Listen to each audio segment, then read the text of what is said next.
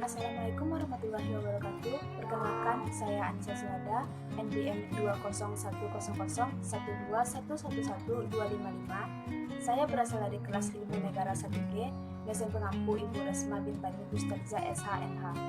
Pada video ini saya akan menjawab pertanyaan ujian tengah semester yang telah diberikan oleh Ibu Resma Bintani Ustadzah SHMH.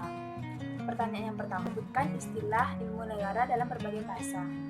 Bahasa Belanda, Staatsleer. Bahasa Jerman, Staatsleer.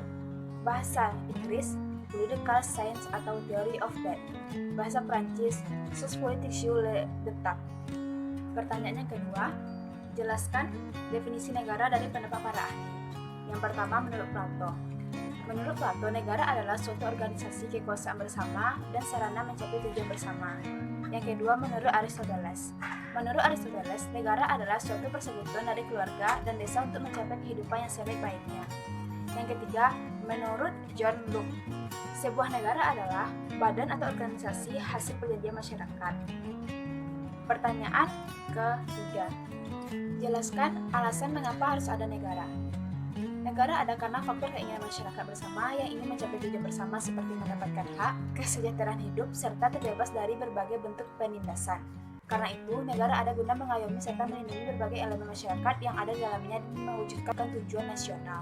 Pertanyaan keempat, mengapa George Jelinek disebut sebagai Bapak Ilmu Negara? Karena ia sarjanawan asal Jerman yang pertama kali melakukan penyelidikan terhadap ilmu negara yang menghasilkan tentang istilah ilmu negara. Pertanyaan yang kelima, jelaskan pembagian ilmu negara menurut George Jelinek. Terbagi atas dua, yaitu satu, ilmu negara dalam arti sempit, yaitu suatu golongan ilmu pengetahuan mengenai negara yang di dalam penyelidikannya menekankan negara sebagai objeknya.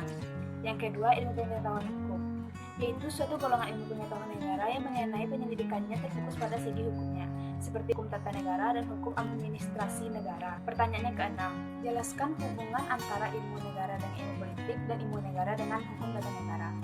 Yang pertama, ilmu negara dengan ilmu politik.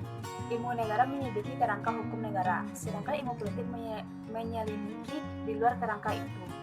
Keduanya sama-sama menggunakan negara sebagai objeknya, hanya berbeda pada metode yang digunakan. Yang kedua, ilmu negara dengan hukum tata negara.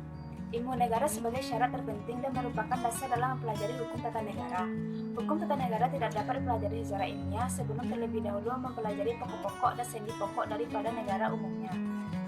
Pertanyaan yang ketujuh, jelaskan unsur-unsur negara menurut pasal 1 Konvensi Montevideo tahun 1933. Yang pertama yaitu penduduk atau rakyat.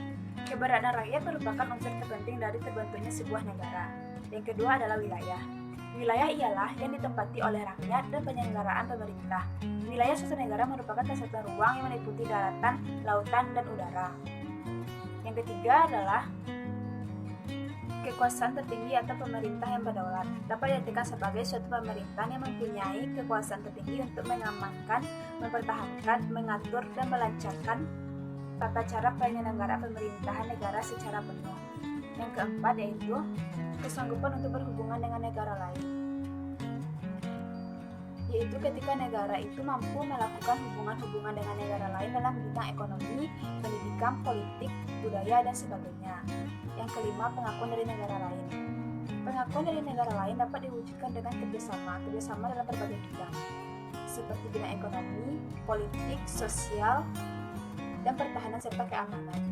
Demikian jawaban saya. Terima kasih. Assalamualaikum warahmatullahi wabarakatuh.